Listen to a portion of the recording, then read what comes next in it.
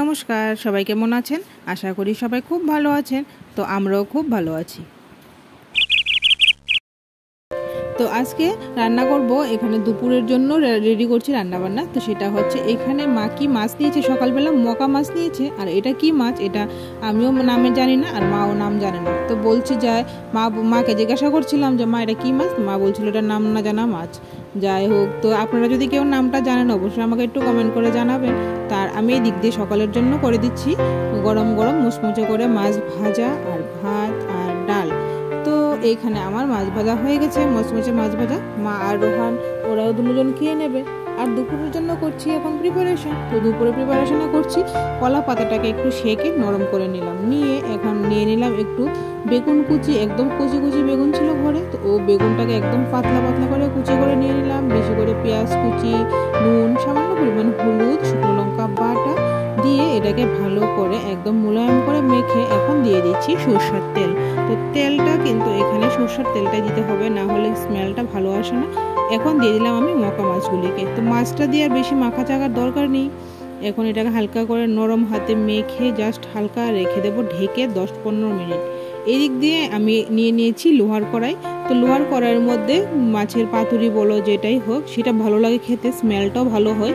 এখন আমি দিয়ে দিলাম ডাবল কোট করে কলা পাতা দিয়ে দিচ্ছি মাছের মাখাটা। তো এটাকে ভালো করে ঢেকে দেব। সঙ্গে দিলাম দুটো কাঁচা হলুদের পাতা। তো অনেক সময় কাঁচা হলুদের ডিগগুলো যে থাকে ওইগুলিও দেওয়া যায়, বাট আমার ঘরে ডিগটা নেই, সেই জন্য দুটো পাতা এনে ফোল্ড করে দিয়ে দিলাম। তো এইদিকে ওইটা হতে থাকুক পাতুরি, আর এদিক দিয়ে করছি কাঁঠালের বিচি দিয়ে নোনা ইলিশ দিয়ে ঝোল। তো এটা কে কে খেয়েছ আমাকে জানাবে, আর কে কিভাবে খাও অবশ্যই আমাকে কমেন্ট করে একটু বলবে।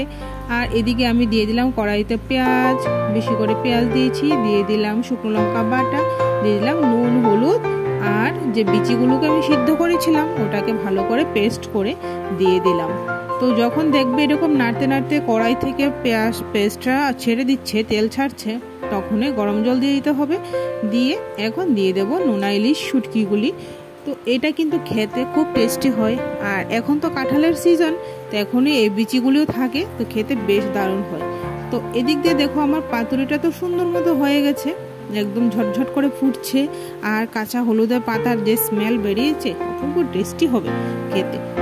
এইখানে কিন্তু আমার মোটামুটি পাতুরিও রান্না কমপ্লিট। আর ওই দিক দিয়ে আমার হয়ে গেল নোনা ইলিশের তরকারি।